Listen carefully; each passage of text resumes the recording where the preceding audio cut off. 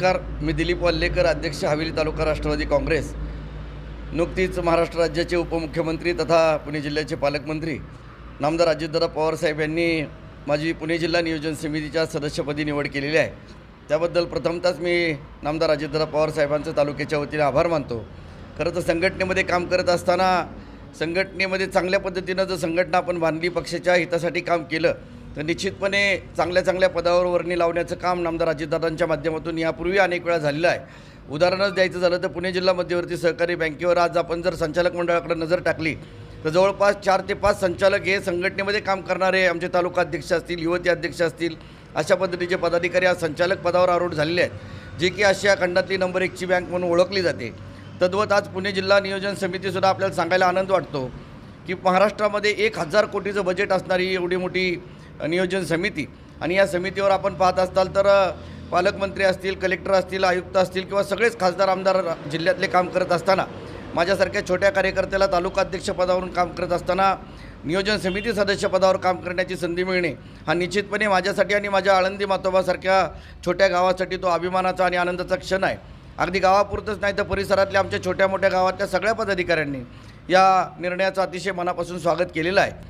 आता जबाबदारी येऊन पडलेली आहे की प्रत्येक गावाला काही ना काहीतरी नियोजन समितीच्या माध्यमातून निधीची उपलब्धता करून देणं। परंतु गेली अनेक वर्ष संघटनेमध्ये काम करत असताना गावातल्या प्रत्येक कार्यकर्त्याची, सरपंच असतील, ग्रामपंचायत सदस्य असतील किंवा आमचे राष्ट्रवादी काँग्रेसचे पदाधिकारी असतील, यांना डोळ्यासमोर ठेवून त्या गावामध्ये अतिशय आवश्यक असणाऱ्या बाबींवर खर्च करावा अशा पद्धतीचा आदेश नामदार अजितदादांनी आमच्यासारख्या कार्यकर्त्याला दिलेला आहे।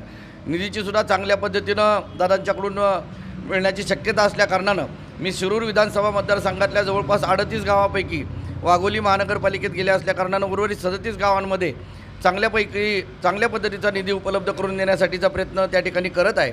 किंबहुना त्या कामांची यादीसुद्धा आज जिल्हा नियोजन अधिकाऱ्यांच्याकडे पोहोचवलेली आहे।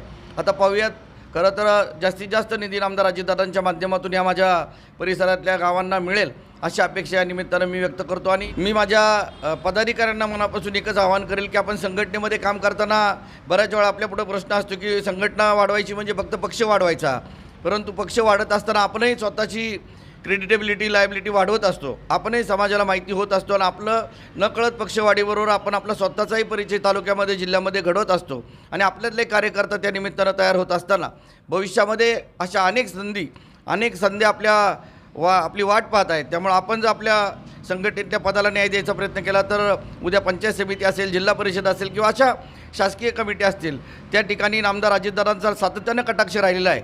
जो पदाधिकारी मनापासून पक्ष संघटनेमध्ये काम करतो त्याला कुठं ना कुठं तरी न्याय द्यायचं काम आज अनेक संघटनेतले पदाधिकारी की त्या ठिकाणी आमचा यशवंत माने असतील, मोहोळचे आमदार असतील किंवा आमचे अमोलजी मिटकरी असतील, जे संघटनेमध्ये काम करणारे पदाधिकारी आज आमदार म्हणून सुद्धा राज्यामध्ये अतिशय चांगल्या पद्धतीनं नावारूपाला आलेले आहे। जनतेलाही मी एक आवाहन करेल की 2 जुलैला राष्ट्रवादी काँग्रेसची विभागणी झाल्यानंतर अनेक कार्यकर्ते, पदाधिकारी किंवा समाज आज संभ्रमामध्ये आहे की पवारसाहेब तर आमचं हृदयस्थान आहेत, परंतु ज्यांना खऱ्या अर्थानं आपल्या विकासाची वाटचाल करायची किंवा आपला परिसर एक विकासाभिमुख प्रवृत्तीकडे न्यायचा असेल तर नामदार अजितदादा हा एकमेव पर्याय इथून पुढच्या काळामध्ये आपल्याला पाहायला मिळेल। कारण दादा म्हणजे विकास। आज आपण पाहिला असेल सकाळी 5:30 वाजता दादांनी पाटे भिडेवाड्यापासून आपल्या कामाला सुरुवात केलेली आहे।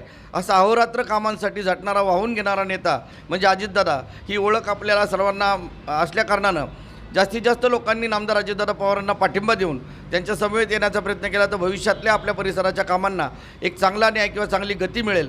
आता जिल्हा नियोजनच्या माध्यमातून अनेक वेळा प्रश्न विचारले जातात की काय कामं असतील, तर जनसुविधेच्या माध्यमातून मग तुमच्या स्मशानभूमी सुधारा असेल, अंतर्गत रस्ते असतील, छोटे मोठे रस्ते असतील, नागरी सुविधांच्या माध्यमातून 5000 लोकसंख्येच्या पुढच्या गावांना रस्त्यांसाठी, स्मशानभूमीसाठी असतील किंवा वेगवेगळ्या शाळांसाठी त्या ठिकाणी नियोजन केलेलं असतं।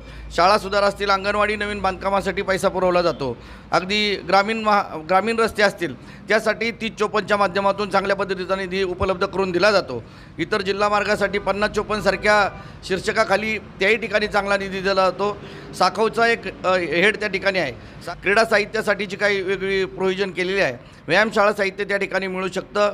MSEBचे ट्रान्सफॉर्मर आमच्या शेतकऱ्यांच्या आणि सर्वसामान्यांच्या अतिशय जिव्हाळ्याचा विषय, त्यासाठी सुद्धा पुणे जिल्हा नियोजनमधून चांगल्या पद्धतीची तरतूद केलेली आहे। ज्या ठिकाणी ट्रान्सफॉर्मर कमी क्षमतेचे असतील त्या ठिकाणी वाढवून देणे, नवीन रोहित्र देणे किंवा वेगवेगळ्या ठिकाणी लाईट पुरवणे पोचवणे यासाठी सुद्धा त्या कामांचा उपयोग केला जातो. अशा वेगवेगळ्या शीर्षकाखाली अनेक कामं खरं तर करण्याची संधी आहे आणि मी या निमित्ताने एकच सांगेल की या प्रत्येक शीर्षकाखालच्या एक एक कामाला तरी प्रत्येक गावामध्ये पोहोचवण्याचं काम माझ्यासारखा कार्यकर्ता इथून पुढच्या काळामध्ये करेल एवढंच मी या निमित्ताने सांगतो.